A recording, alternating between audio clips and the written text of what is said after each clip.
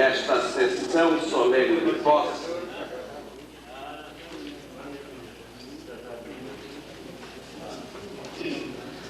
convidamos para participarem da mesa a excelentíssima senhora Dona Diva Correia, digníssima esposa do escritor Nereu Correia.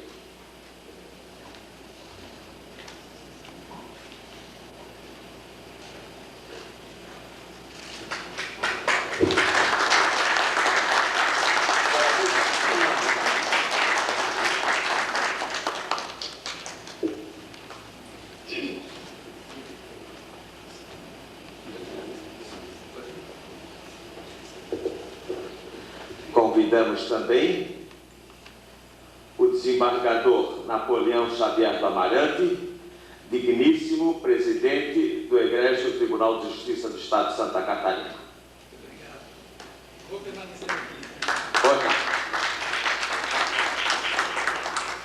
Convidamos o professor Péricles Prade, digníssimo vice-prefeito municipal de Florianópolis.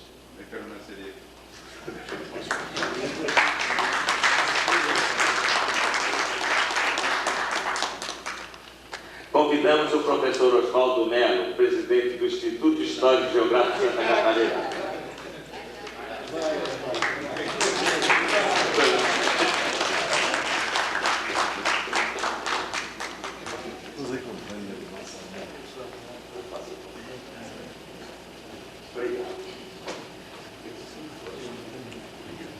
Convidamos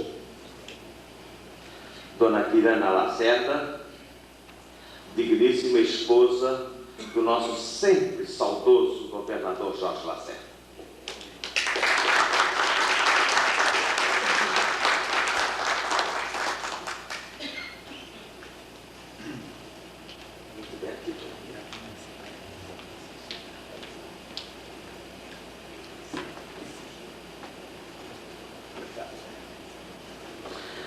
Convidamos o excelentíssimo professor José Luiz Soberasti, digníssimo diretor da Faculdade de Direito da Universidade Federal de Santa Catarina.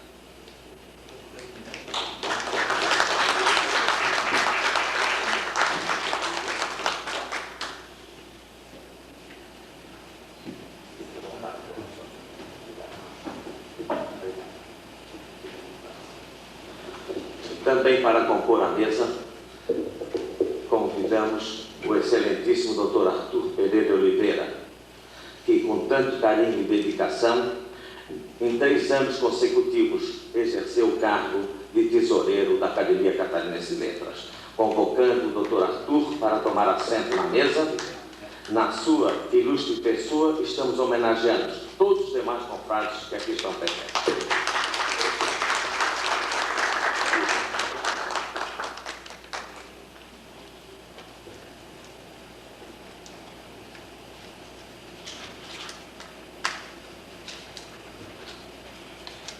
Há, na Academia Brasileira de Letras, velha tradição de que o acadêmico mais antigo na casa, denominado de Deão, presida a comissão que introduz esse calendário que vem tomar posse.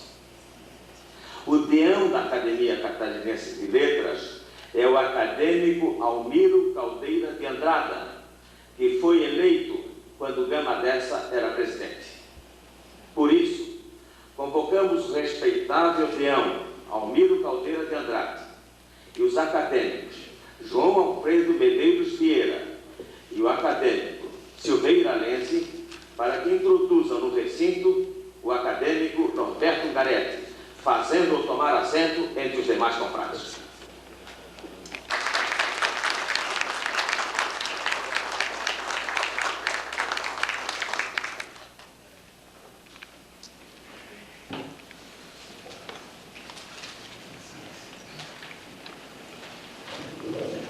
Abrindo esta sessão da Academia Catarinense de Letras, especialmente convocada para dar posse ao professor Norberto Liceu Garetti, Na qualidade de presidente desta casa, queremos dizer que foi com satisfação que esta presidência sustentou as qualidades e os méritos do ilustre recipiendário perante todos e a cada um dos confrades, na certeza de que se tratava do mais digno nome para suceder o de Nereu Correia na cadeira 40.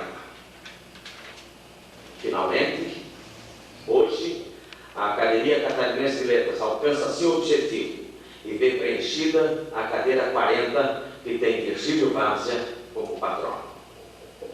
Ainda na abertura destes trabalhos, a Academia cumpre o dever de registrar o falecimento do eminente acadêmico Aldemar de Menezes, ex-presidente ilustre, que tanto honrou e dignificou esta casa. Recebemos uma correspondência no final da tarde, nos seguintes termos: Florianópolis, 16 de janeiro de 97, subscrita pelo professor Celestino Saquete. Desejaria ter estado e vou estar em espírito presente à festa desta noite, quando vamos imortalizar nosso professor Ungaretti. Obrigações de outra ordem e em outro local, na mesma data e horário, cortam-me a felicidade de ouvir e aplaudir as vozes da solenidade. Por favor, transmita ao acadêmico e à academia o meu pesar pela impossibilidade antoniana de estar ao mesmo tempo em dois lugares, em duas festas e em dois abraços. Os meus aplausos escritos do Celestino Saquete. Prosseguindo, a saudação ao professor Norberto Ungaretti, em nome da Academia, caberá ao ilustre acadêmico, desembargador Napoleão Xavier do Amarante, a quem temos o prazer de, neste momento, conceder a palavra.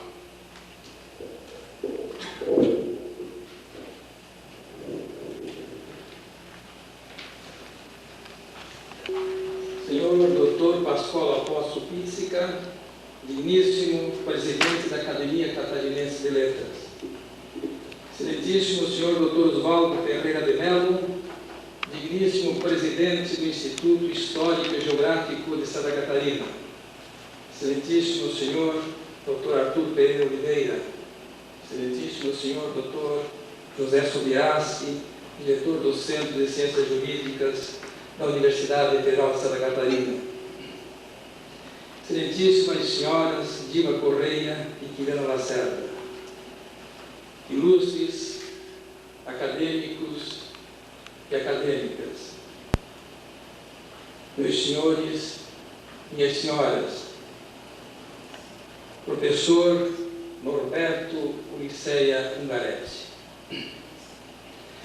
No início da tarde de ontem, a notícia de que o professor Norberto Ulisseia Ungaretti estava ao telefone para falar comigo transpareceu-me de pronto a certeza do atendimento de um velho e reiterado apelo. Imaginei que deveria, no mínimo, deslocar alguém do meu gabinete para, em lugar determinado, apanhar o seu currículo vitae.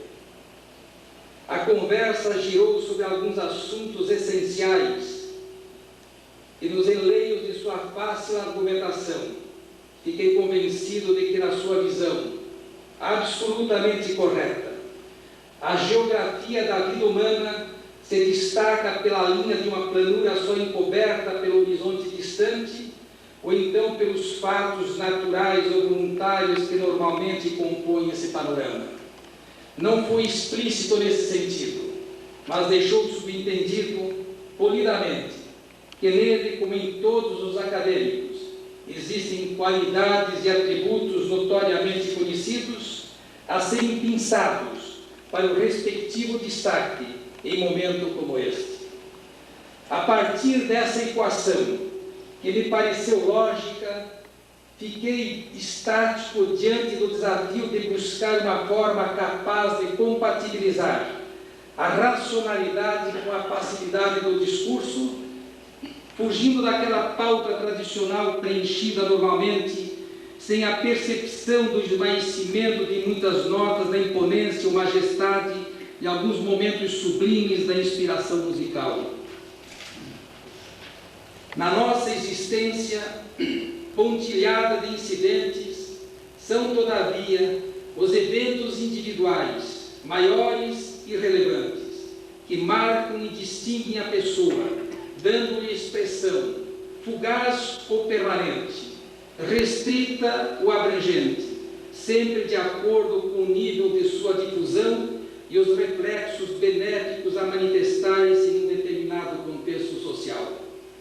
Tenho consciência dessa verdade, desde a minha infância distante, vivida em meio a uma natureza quase que inteiramente intocada pela mão humana, quando o meio oeste do meu estado experimentava ainda a sensação da obra pioneira dos seus fortes e destemidos desbravadores.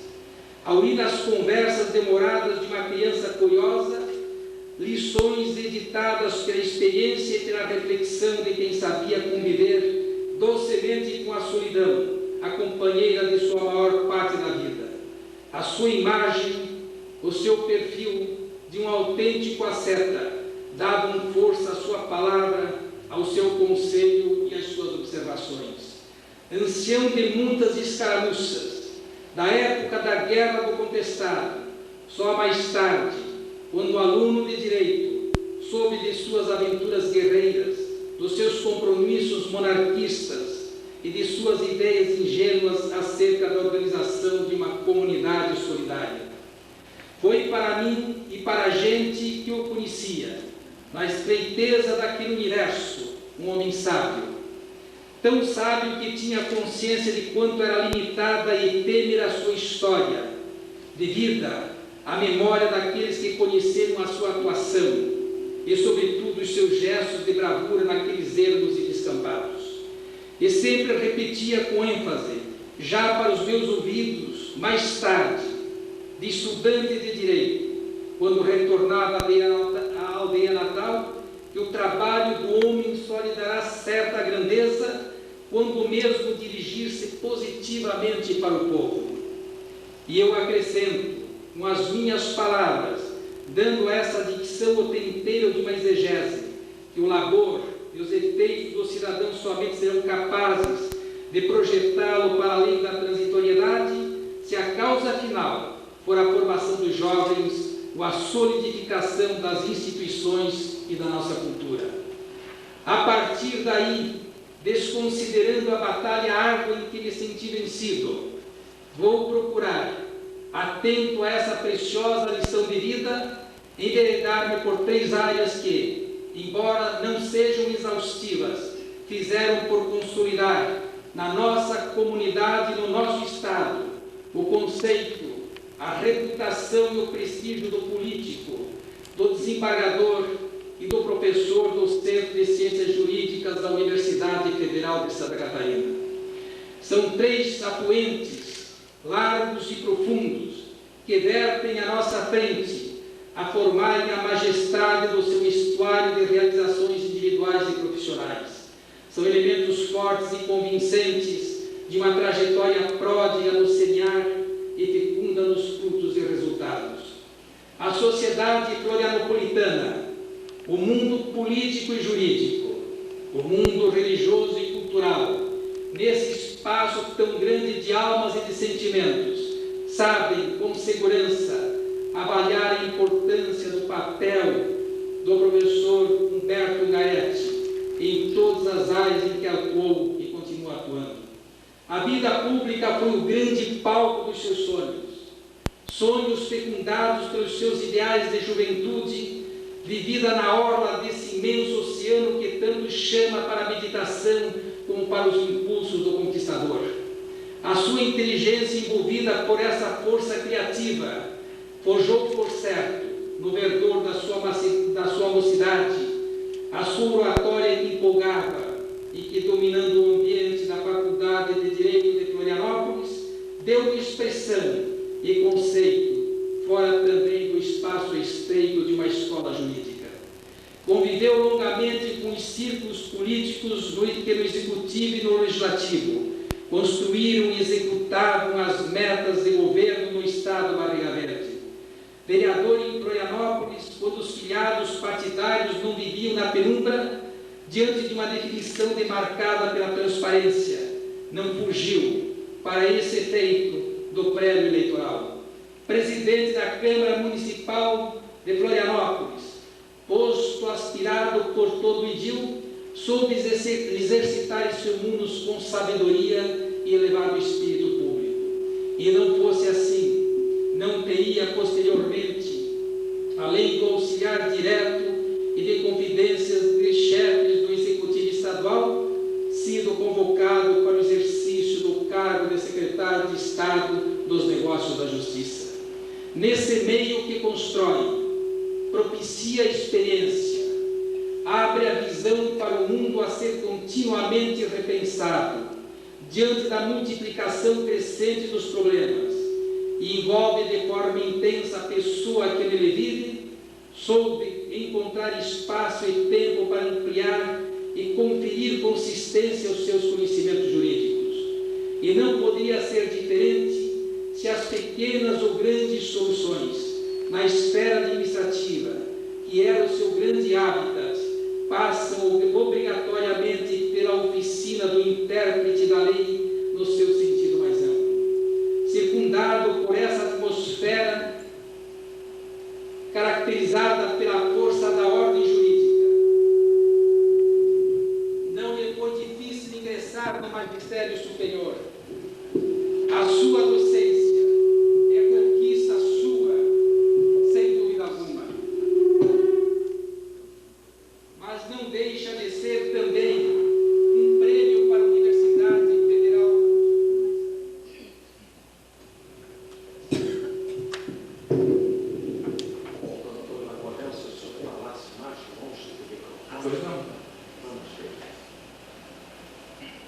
Circundado por essa atmosfera caracterizada pela força da ordem jurídica, não lhe foi difícil ingressar no magistério superior.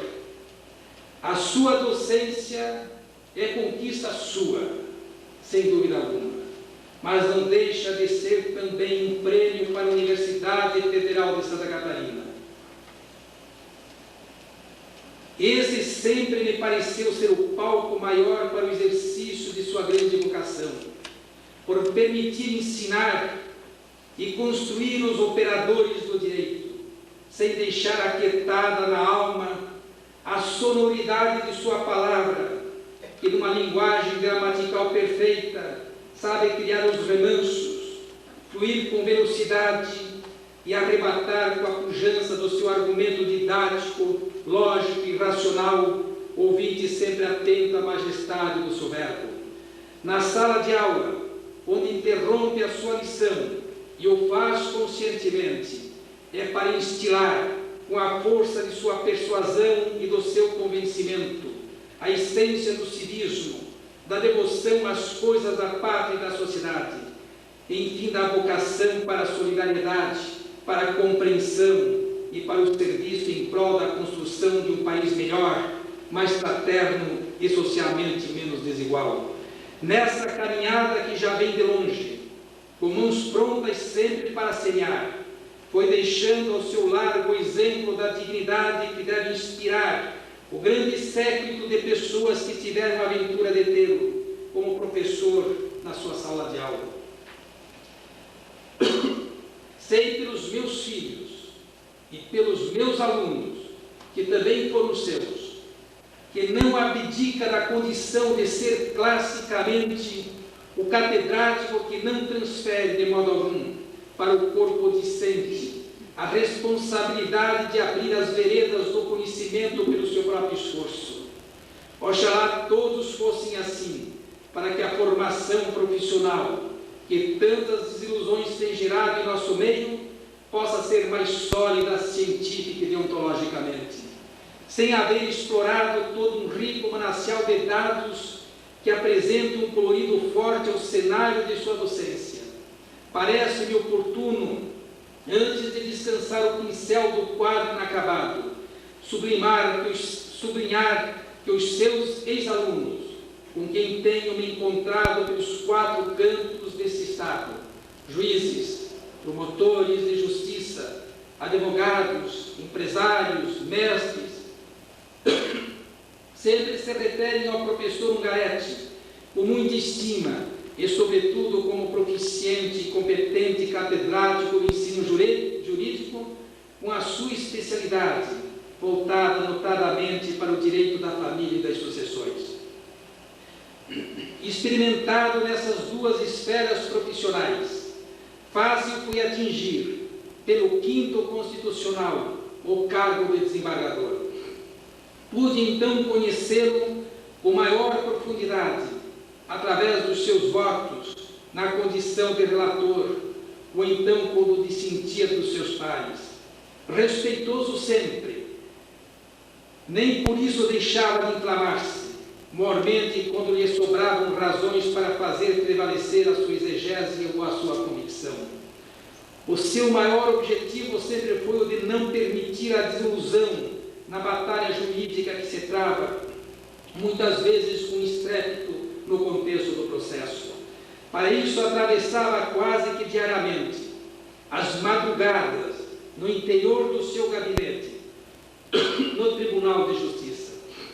Muitas e muitas vezes, sou testemunho pessoal, quando as dificuldades compareciam no adiantado da noite, já avançando para outro dia, ia ao seu encontro para interromper a agilidade dos seus dedos que impulsionavam as teclas de uma velha máquina de início, no mínimo da 3ª década deste século. Esse velho teclado, dizia-me ele com muita convicção e orgulho, facilita o meu estilo e abre o caminho para a velocidade. E era verdade. Enquanto o judiciário catarinense resistia à informatização, implantado em seus serviços só mais recentemente, o meu ilustre par passou a destacar-se ano após ano, até mesmo com a tecnologia velha e antiga, como primeiro colocado na estatística dos julgamentos e dos arestos lagrados, porque sabia subjugar o sono, adiantando-se pelas madrugadas adentro. Em pouco tempo, com precisão, estilo e adequação jurídica, passou a dobrar a produção em relação ao colega que mais vinha decidindo. Uma nova etapa instalou-se na Corte de Justiça catarinense através da quantidade e da qualidade dos atos jurisdicionais, pela sua própria emulação. Além de apreciar e julgar os recursos que lhe eram distribuídos, foi diretor e professor da Escola Superior da Magistratura, onde se destacou até mesmo depois de sua aposentadoria. Venha, portanto, meu dileto amigo, para enriquecer com a sua inteligência e com a sua produção literária ou científica a Academia Catarinense de Letras. Esta é mais uma etapa importante para a sua vida. Bem sei que não comparece com a bagagem vazia, porque a sua arte técnica nunca deixou de ser também o campo do cultivo e do aprimoramento do nosso idioma. Não é preciso romper com a ciência do direito, que se abre com as suas janelas para todos os demais setores científicos, para prover sobre a proteção dos bens que decorrem nas relações patrimoniais, obrigacionais e dos direitos da personalidade. Mas como seria delicioso debruçar-me sobre suas infinitas histórias e histórias, com que tanto vem deleitando as rodas dos seus amigos, se pudessem com brevidade ser vertidas ao papel para compor, por certo, obra literária do mais alto quilate. Preste uma homenagem ao nosso saudoso e querido amigo Nereu Correia, que tanto enriqueceu esta academia, com seus trabalhos e os seus ensaios, operando em nova área com temas da terra que ouviu nascer e do homem em torno de quem tem projetado a sua aguçada observação. Faça desta casa o centro maior de suas atenções, porque ela somente pereniza aquele que souber cantar a obra de arte que pelo seu estilo, pela linguagem escorreita, pela originalidade ou pela inteligência criativa, possa criar raízes em nosso meio intelectual. Bem-vindo seja ao nosso meio, qualificado pelo companheirismo, para o labor indispensável ao permanente prestígio da Academia Catarinense de Letras. Muito obrigado.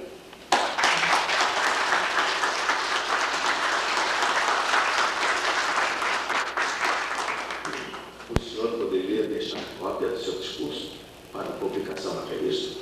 Obrigado.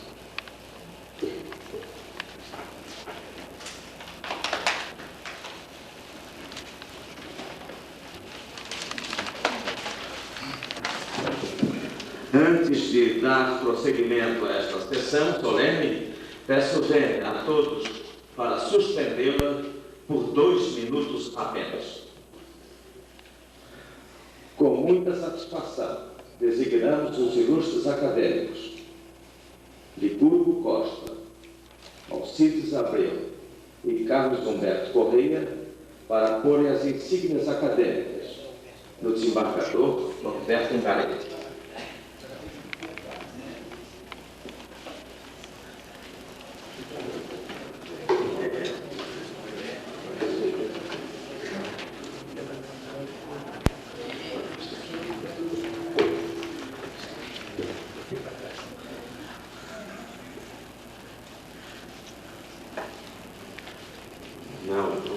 Deixa eu ficar atrás, né?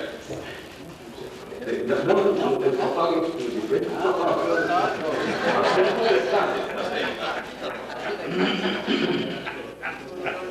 é importante. Depois vou pedir para fazer uma especial, né?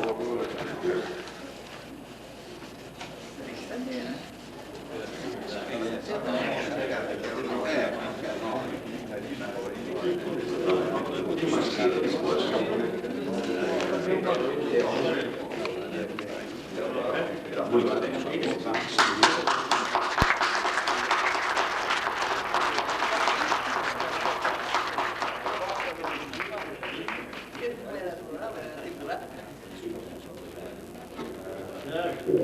Tem a palavra o acadêmico Norberto Ungaretti.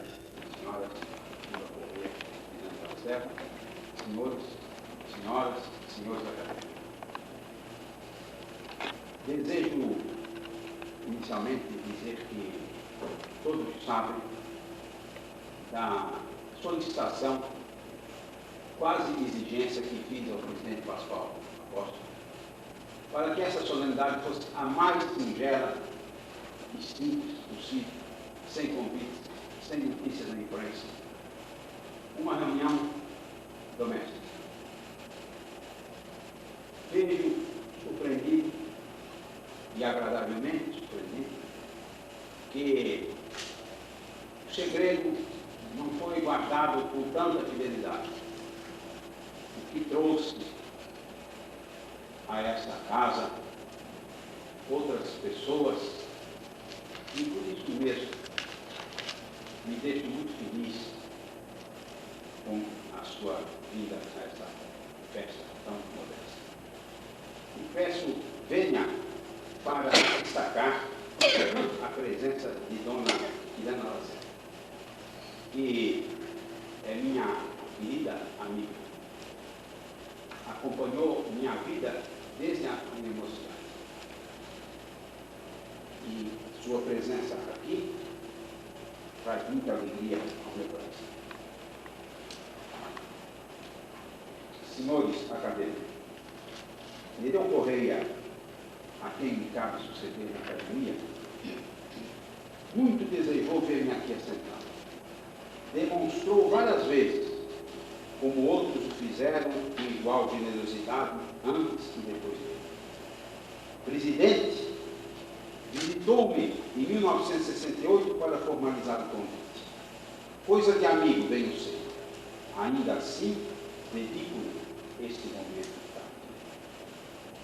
Foi ele um intelectual exemplar, pela seriedade com que pensou e escreveu, pela dignidade com que exerceu o seu ofício, pelo esforço com que aprendeu de si mesmo, pela coerência e vigor de suas ideias, pela coragem de assumir posições e sustentar princípios e valores nos quais simplesmente acreditava.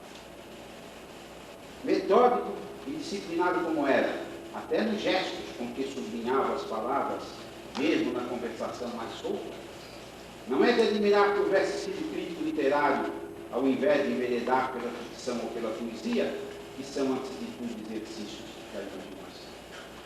Esta constitui o núcleo da ilimitada liberdade da criação artística, enquanto a crítica pressupõe regras e critérios necessários a todo o trabalho de análise e de interpretação. E, precisamente, julgar e interpretar para o leitor comum a obra literária é a função primordial da crítica, segundo escreveu ele no prólogo de A Tapeçaria Linguística dos Sertões. Contudo, o crítico pode ser também um criador. Dentro da mais pura e mais estrita atividade crítica, observou Álvaro Lins, existe uma função criadora, a criação do crítico, e vem da possibilidade de levantar, ao lado ou além das obras dos outros, ideias novas, direções suspeitadas, novos elementos literários de mistério. Nesse sentido, nele ocorrer foi também um criador, pois suas ideias, suas análises, suas conclusões, não eram as alheias, porventura, apenas revestidas com sedutora roupagem, mas sim produto do seu talento, das suas convicções, dos seus estudos, da sua independência, tudo posto a serviço da atividade crítica que exerceu com inquestionável seriedade. Mas, igualmente, a artista foi nele Correia, porque cultivou com esmero aquela que é a mais exercitada e das mais difíceis entre todas as artes, a arte de dizer pela palavra escrita. Dono de linguagem clara e precisa, sem concessões aos modismos e vulgaridades que a tanto deslumbram, mas a ninguém instruem ou comovem, trabalhava o texto com habilidades de artesão, buscando sempre a palavra exata para compor a frase harmoniosa que nele revelava o escritor fiel aos melhores padrões estéticos. Não se pensa, entretanto, que sua prosa era feita somente desse brilho, ao modo do fogo de artifício, apenas um momento de fugidio esplendor. Bem ao contrário, no que escreveu, demonstrou a força e a originalidade de suas ideias, a lucidez da sua percepção, a agudeza do seu espírito. Quando a doença travou-lhe a mão laboriosa e fecunda, e pôs-lhe nos olhos aquela estranha dor que medicina alguma conseguiu curar, voltou-se-lhe a ocorrer para as suas raízes, e produziu, em O Tempo da Calça Curta, os textos mais simples e ao mesmo tempo os mais densos de humanidade que se podem identificar na sua obra. Ausente já estava da linguagem do escritor o brilho que a caracterizava, mas via-se um homem que, consciente das suas limitações e do fim a aproximar-se inexoravelmente, devolvia-se à própria infância, descuidada e feliz no aconchego da casa paterna. Sem preocupações de estilo, abriu o coração e deixou fluir suas melhores lembranças de si mesmo e de tudo o que constituía suas origens humanas, como água cristalina e pura a escorrer mansamente de fontes escondidas. Costuma-se afirmar que ninguém é insubstituível. Trata-se de um consolo, não de uma verdade. Nele Correia é insubstituível. Sou apenas quem o sucede, com grande e merecida honra na cadeira que aqui.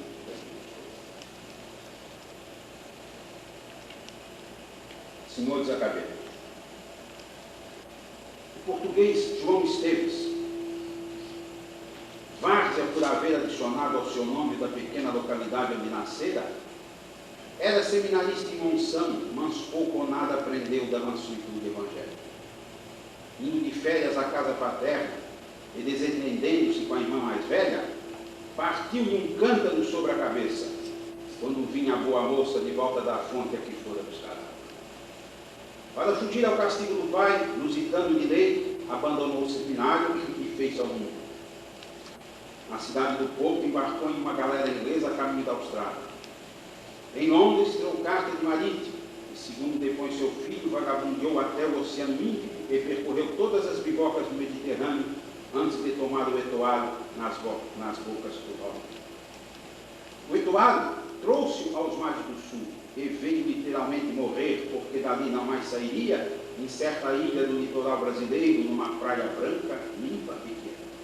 Era Canasvieiras, onde por muitos anos podia se ver, semi-enterrado na areia, parte do casco do Etoado, um brinco que tinha grandes peixes dourados esculpidos na proa, onde ainda se lia o poético nome com que batizado. João Esteves não encerrou no Etoado sua carreira de navegador, e continuou a ganhar a vida na mesma atividade única do seu rosto peregrino.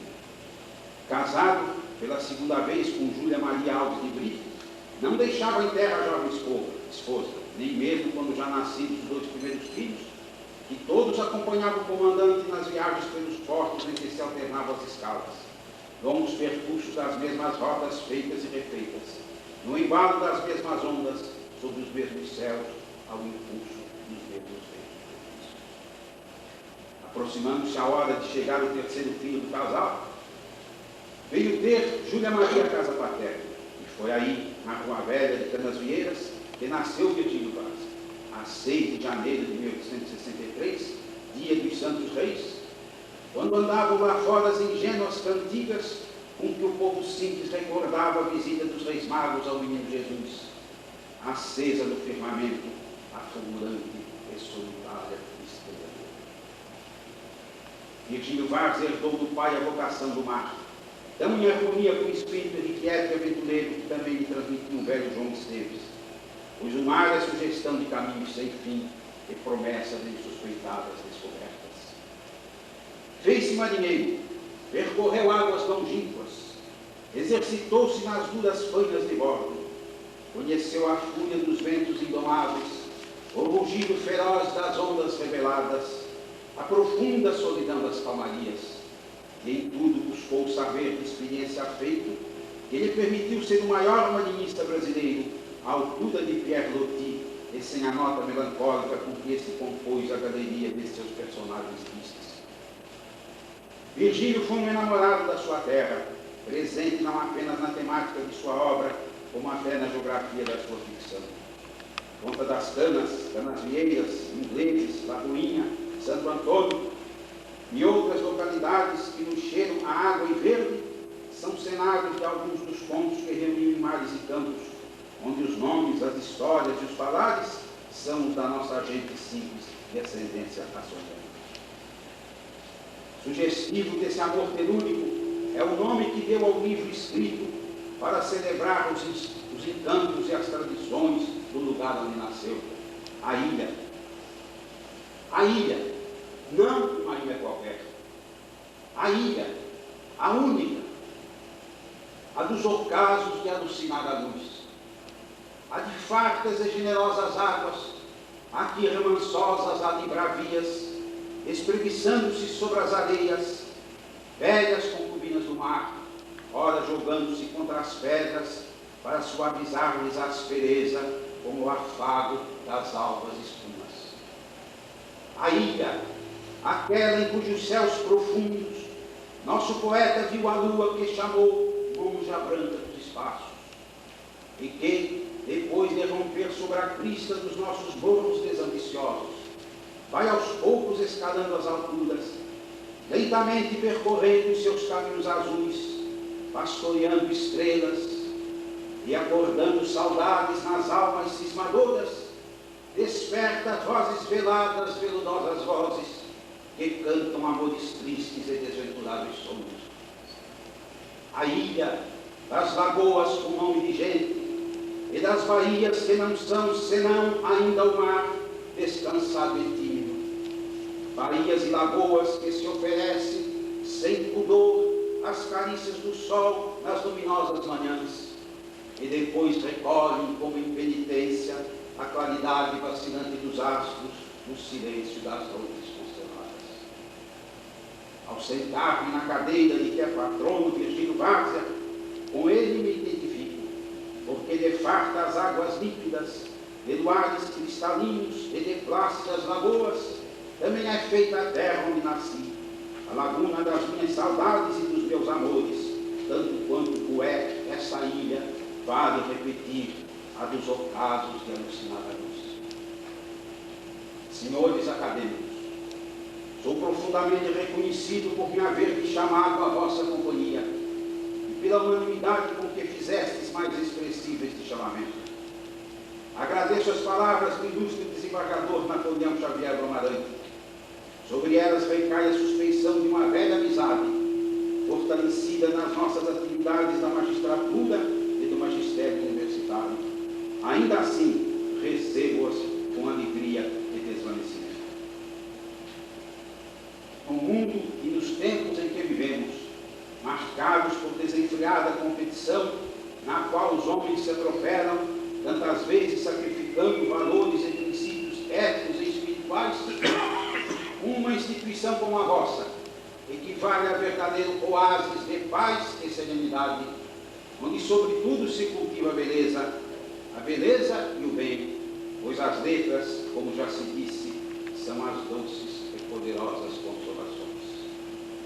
Venho desfrutar da vossa sombra e beber da vossa água, ainda que não vos traga senão a amizade e o afeto de que, mesmo a esta altura dos meus dias, tenho amplas reservas no coração. Deus, autor da vida, proverá para que assim seja. Muito obrigado.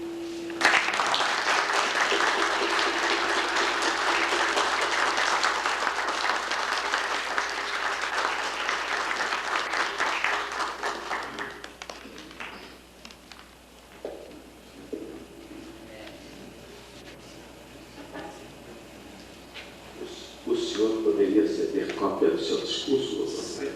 Não apenas cederei, como darei.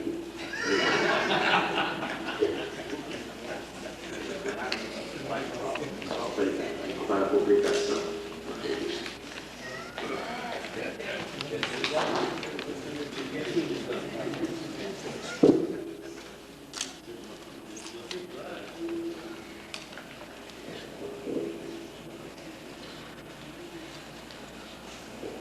Temos a honra de convidar o acadêmico Norberto Ungaretti para receber o diploma de titular da cadeira 40 da Academia Catarinense de Letras.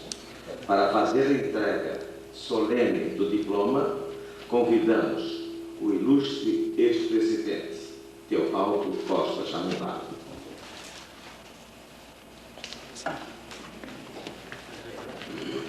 Doutor Ungaretti, a Laguna está em festa. E Santa Catarina acompanha em procissão. Este é o seu projeto.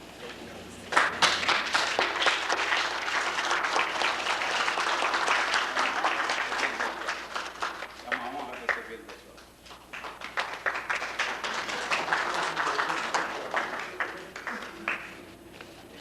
Ouviremos agora a leitura do termo de posse do novo acadêmico, procedida pelo nosso digno secretário acadêmico Salim.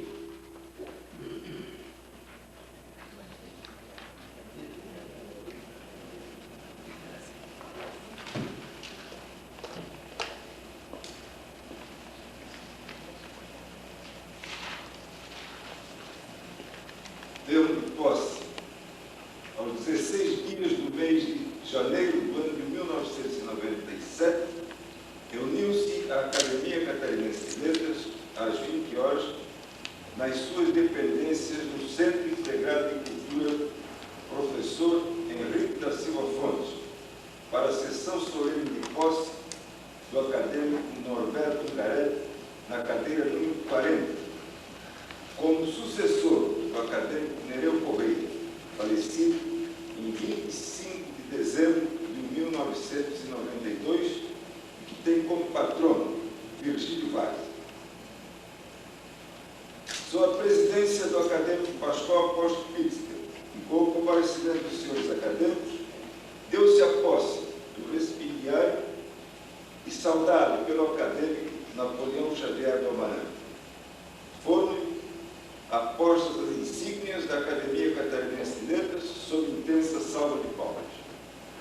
Em seguida, o recipiendário proferiu o seu discurso de posse, procedendo-se após a entrega do diploma de titular da cadeira número 40.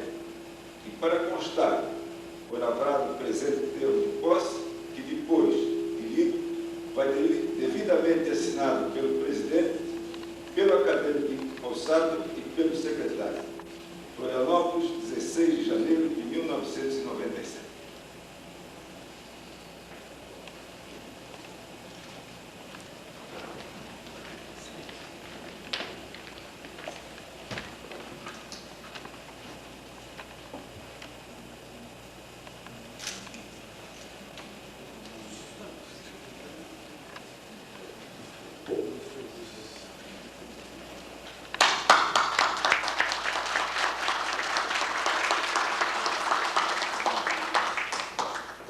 Ao encerrarmos esta importante sessão solene de posse, desejamos agradecer de modo especial a presença de todos que aqui vieram prestigiar a Academia Catarinense de Letras. Lembramos que o acadêmico Norberto Ungaretti vai receber os confrades para um jantar. E contamos com a presença de todos os senhores acadêmicos. Agradecemos em especial a presença dos senhores acadêmicos. Acadêmica Leandro Simelman, acadêmica Silvia Amélia, acadêmico Salomão Ribas Júnior, Pérez Stade, Licurgo Costa, Medeiros Vieira, Teobaldo Costa Jamundá, Oswaldo Melo, Arthur Pereira Oliveira, Oiedo Lins, Júlio Queiroz, Alcides Abreu, Almiro Caldeira de Andrade, Silveira Lense, Iaconã Soares, Flávio Cardoso, Jalim Beirinho, Lauro Junques e Carlos Humberto Correia. Muito obrigado. Está encerrada a sessão.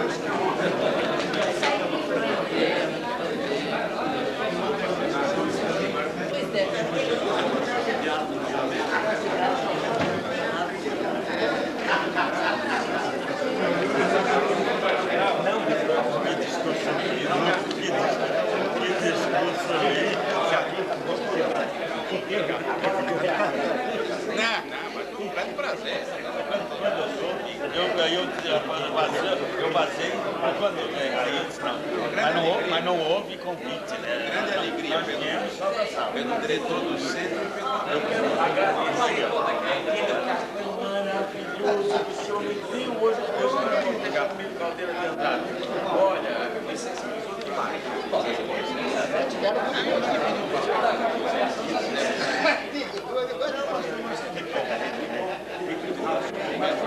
Uma sessão. Sou pedido. Eu queria. Muito obrigado.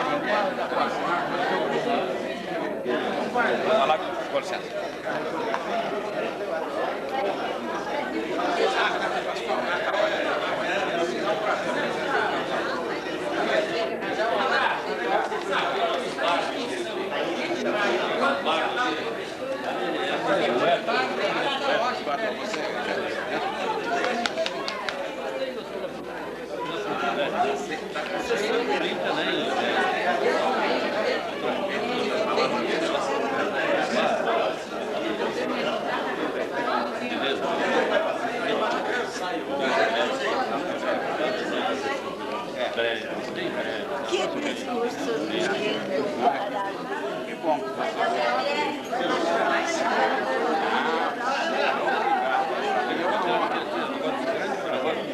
Os advogados Obrigado, sério. Ele que se importa, né?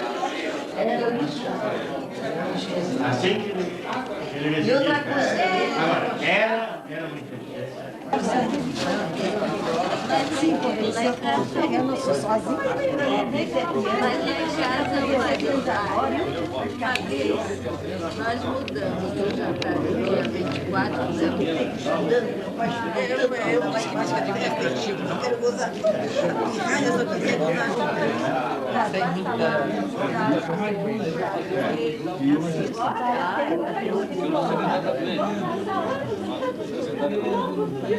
E nem sabe que não existe uma faculdade de Direito. Eu achei que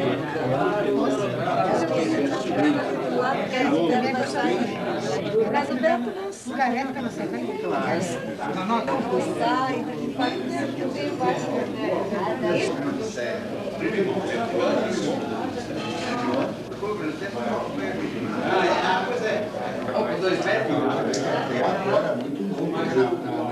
O que se diz que o que se pode dizer o sujeito que ficava na estica. Não, na Espanha franquista fazia Eu aquele... passava de um instrumento de tortura para outro, achando que aquele era o pior de Foi todos. empregada, ficou 23 anos na minha casa, os meus filhos.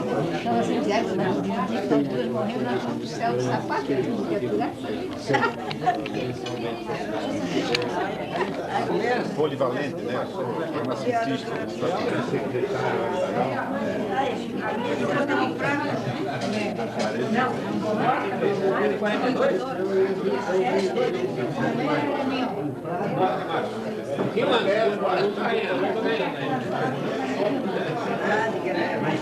quando aluno do colégio está aqui. Por sinal, não de aluno aqui, zero atividade.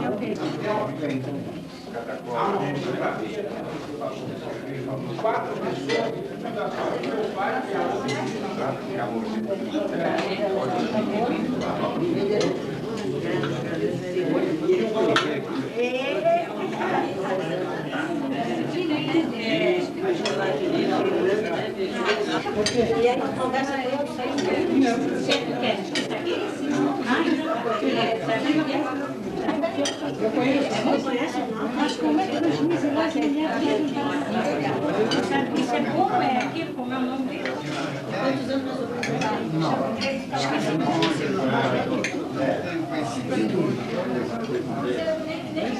é muita coisa.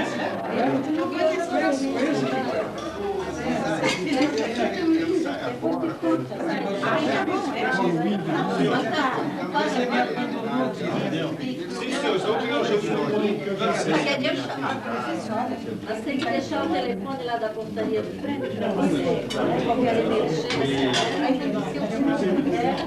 Eu consegui. Mas ele estava querendo se aposentar. Não é sempre que o Olimpo se reúne. Professor Péricles. Obrigado. Léo, Professor Péricles, comandante é sempre que o Olimpo se reúne. Hoje os deuses Roberto, se eu tivesse uma copa que não era Tati, depois que eu tomei, eu já tinha tomado toda. Hoje os deuses foram generosos e retornaram à Terra. Traz uma... Imortais. Valoria. São deuses, são deuses. É um Deus que concílio. São deuses. Roberto, Isso não é água? Sim, senhor. baldeação. Quem fazia baldeação? Aqui é o Nossa São querida Mila, Cristina, Laguna, saudosa Tubarão. memória. Que